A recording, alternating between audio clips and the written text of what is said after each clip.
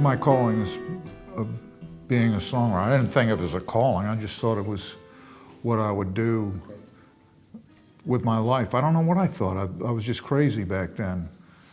And as far as what I am and what I do as being virtually the same, I think that's kind of the ideal that you never quite reach, because reality kind of steps in and confuses the issue. But that's the ideal, and always the way I wanted to be judged as a person was as a songwriter and as a performer.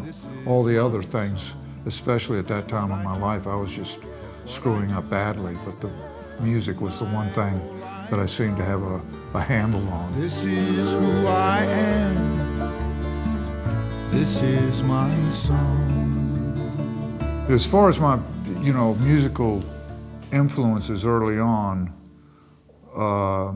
my older brother actually, his record collection, which I would sneak in and play his records when he was gone, that was a big influence. And there were a lot of folk songs and bluegrass songs. And I remember he had a Jimmy Reed, the blues artist, and I remember just going, that's amazing. It was like not anything I'd really heard before.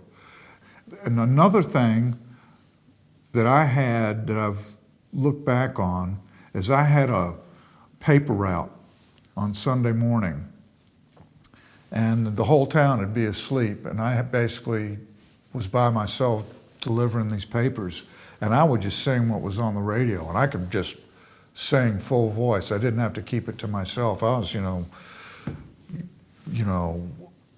whatever was on the radio, I was blasting it out. And I think it kind of had an influence. I just got used to not thinking that it was strange to be singing really loud. So, the folk influence and the sort of blues songs, and then whatever was on the radio were basically what was going through my head back then. When I heard Ray Charles, that thrilled me.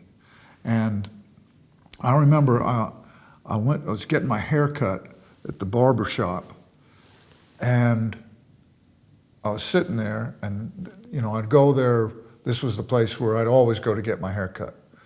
And the barber's name was Stanley, and he's like snip, snip, snipping away. And he had the radio going, and it was Ray Charles singing Georgia, and I hadn't heard it before. And I'm listening to it, and he's cutting my hair and going, this is really good. But I'm also thinking, this is like a grown-up song. This isn't rock and roll. This is like music that grown-ups would like, but I really like it. But the main thing was, it got to that part in the last verse where he goes, whoa, whoa, and he goes into falsetto, and my head just went like, and I remember Stanley went, hey, what are you doing? I nearly took a cut out of your ear. And I said, I can't talk about it. But I just felt like the world just kind of went, made this turn, and nothing was ever really the same. And that was Ray Charles.